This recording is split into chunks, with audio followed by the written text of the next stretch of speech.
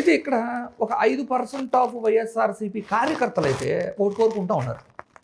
వాళ్ళ పొత్తు బ్రేక్ అయితే, వాళ్ళ మధ్య మనస్పర్ధలు పెరిగిపోతే, వాళ్ళు విడిపోతే గెలవటం ఈజీ అని ఆలోచిస్తున్నారు. అంటే జనసేన టీడీపీ విడిపోతే వైఎస్ఆర్సీపీ ఈజీగా గెలుస్తుంది అని ఆలోచిస్తున్నారు కార్యకర్తలు.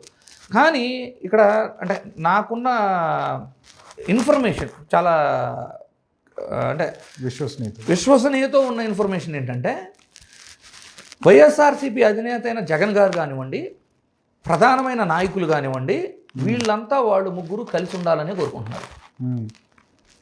ఎందుకంటే వాళ్ళంతా కలిసి ఉండగా వైఎస్ఆర్సీపీ గెలిస్తే, అంటే అలా గెలవలేదనుకోండి, ప్రతిసారి ఏమవుతుంది, వాళ్ళిద్దరూ కలిసి ఉంటే వాళ్ళు గెలుస్తారు, కలిసి లేకపోతే వైఎస్ఆర్సీపీ గెలుస్తుంది అనే ఒక నానుడి ప్రజల్లోకి వెళ్తుంది.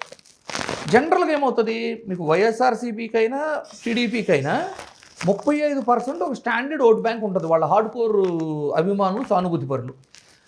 ఎలక్షన్ సమయం వచ్చినప్పుడు ఈ తటస్థ ఓటర్లు ఎవరు మొగ్గు చూపుతారు అనే దాన్ని బేస్ చేసి ఎలక్షన్ రిజల్ట్ వస్తుంది. ఈ ఇద్దరికి 35% స్టాండర్డ్ ఓట్ బ్యాంక్ ఉంటుంది. ఇలాంటి తరుణంలో ఈ తటస్థ ఓటర్లు ఎవరైతే ఉన్నారో వాళ్ళు విడిపోతే వైసీపీ గెలిచిద్ది, వాళ్ళు కలిసి ఉంటే వైసీపీ గెలవదు అనే భావన ఎప్పుడైతే కలుగుతుందో, ఒకవేళ వాళ్ళు విడిపోయి గెలిచినా కూడా నెక్స్ట్ ఎలక్షన్లో మళ్ళీ వాళ్ళు కలిస్తే ఈ తటస్థ ఓటర్లు అటు మొగ్గు చూపే అవకాశం ఉంటుంది.